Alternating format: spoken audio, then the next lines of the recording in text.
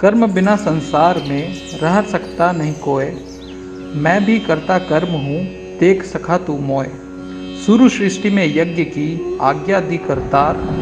यज्ञ कर्म का रूप है, नहीं इस बिना विस्तार। यज्ञ रूप है ब्रह्मा का, यह जानत धीमान। जो नर त्यागे कर्म को, सो मूर्ख नादान। जिमि कुछ करता कर्म है, न करना तिमि कर्म। इस कारण करना भला, हमने जाना मर्म।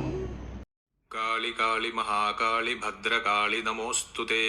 कुलंज कुलधर्मंच मांच पालय पालय। भद्रकाली नमस्तुभ्यं भद्रे विद्रावितासुरे। रुद्रनेत्राग्निसंभूते भद्रमाशु प्रयच्छ मे। कुरुक्षेत्र। ये सुनते ही सबके मन में महाभारत युद्ध की ही ख्याल आता है, लेकिन बहुत से लोगों को ये नहीं पता है कि ये भूमि एक शक्तिपीठ भी है, जहाँ युगों से निवास करती है माता भद्रकाली और स्थानेश्वर महादेव। शक्तिपीठ तो वो स्थान को कहा जाता है जहाँ माता सती की देहांत के बाद भगवान विष्णु के चक्र द्वारा खंडित होके कोई अंग गिरी हुई हो। तो कौन सी अंग गिरी है माता की? भगवान विष्णु के सुदर्शन चक्र से खंडित होके माता सती की अंग के 52 टुकड़े धरती पे अलग अलग स्थान में गिरी। कुरुक्षेत्र में एक कूप है या एक कुएं है, जहाँ गिरी थी माता की टखना यानी कि एंकल। इसीलिए इस मंदिर को देवी कूप भद्रकाली मंदिर भी कहा जाता है। इस मंदिर से जुड़ी एक कथा के बारे में मैंने भी सुना है। कहा जाता है कि इस मंदिर में कुरुक्षेत्र युद्ध शुरू होने के पहले भगवान श्री कृष्ण और अर्जुन माता के दर्शन के लिए आए थे और ये मन्नत किए थे कि अगर युद्ध जीत गए तो मंदिर में अपने घोड़े अर्पण करेंगे। वही रिवाज आज भी प्रचलित है और लोग अपने मन्नत पूरे होने पे मंदिर में सोना चांदी और मिट्टी की घोड़ा चढ़ाते हैं। माता भद्रकाली मंदिर से बस कुछ ही दूरी पे स्थित है स्थानेश्वर महादेव की मंदिर।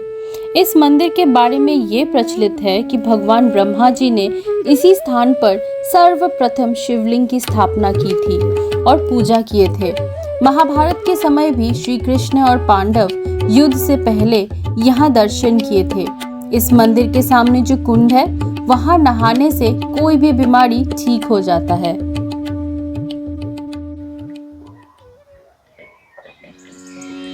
भद्रकाली माता की मंदिर एक शक्तिपीठ है। वहाँ पे माँ की राइट एंकल गिरा था, तो कोई भी शक्तिपीठ जब दर्शन करता है तो भैरव की दर्शन करना भी बहुत इम्पोर्टेंट होता है, नहीं तो वो दर्शन जो है वो कंप्लीट नहीं माना जाता।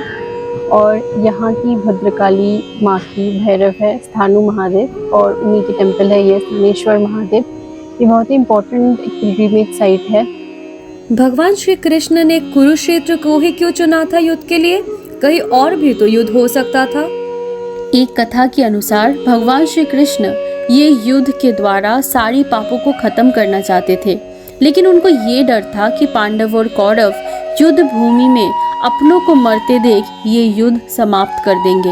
इसीलिए उन्हें ऐसी भूमि की खोज थी जहाँ द्वेष हो, जहाँ पाप हो। उन्होंने हर तरफ लोगों को भेजा था जमीन की खोज में। कुरुक्षेत्र में एक पाप कार्य पहले ही हो चुका था। एक भाई ने अपने दूसरे भाई की हत्या किए थे। इस कहानी को सुन के श्री कृष्ण ने इसी भूमि को चुना युद्ध के लिए।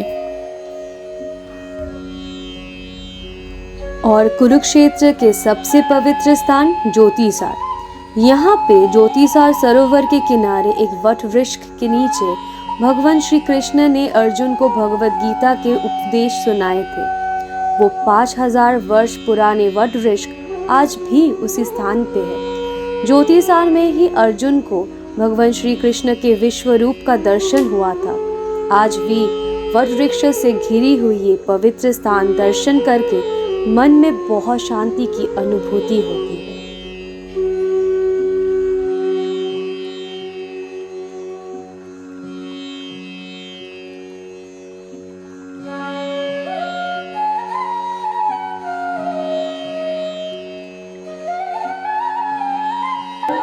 मैं खड़ी हूँ ज्योतिसार में, which is a very important pilgrimage site for the Hindus and in Kurukshetra.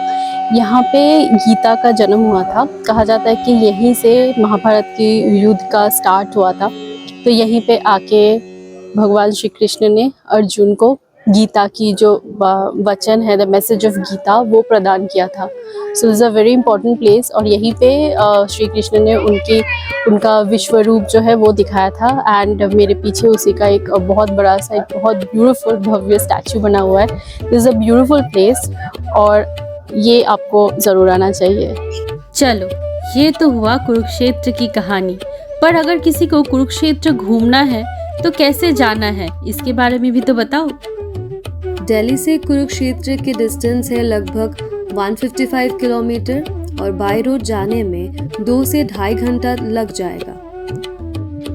Delhi से कुरुक्षेत्र जाने की बहुत ट्रेन्स है। मुझे जो सबसे कन्वीनियंट लगा है वो है कालका शताब्दी। दिल्ली से शुरू होता है सुबह 7:30 बजे और 2 घंटे में हम लोग पहुंच जाते हैं कुरुक्षेत्र। कुरुक्षेत्र रेलवे स्टेशन से ही इलेक्ट्रिक रिक्शा मिल जाती है जो 4-5 घंटे में सारे स्थानों को दर्शन करा देंगे। उसमें चार्जेस रहता है कुछ ₹800 और वापस आपको रेलवे स्टेशन में ड्रॉप कर देता है। तो वहाँ से आप रिटर्न ट्रेन भी ले लीजिए और आप उसी दिन आ जाइए वापस Delhi. So Kurukshetra is a perfect 1 day trip from Delhi. और कुरुक्षेत्र में आज हमने 3 इम्पॉर्टेंट साइट्स दर्शन किए, एक ज्योतिसार और भद्रकाली टेम्पल और ये स्थानेश्वर महादेव। हम लोग बहुत ही कम टाइम के लिए आज आए हुए हैं, जस्ट फॉर 3-4 आवर्स।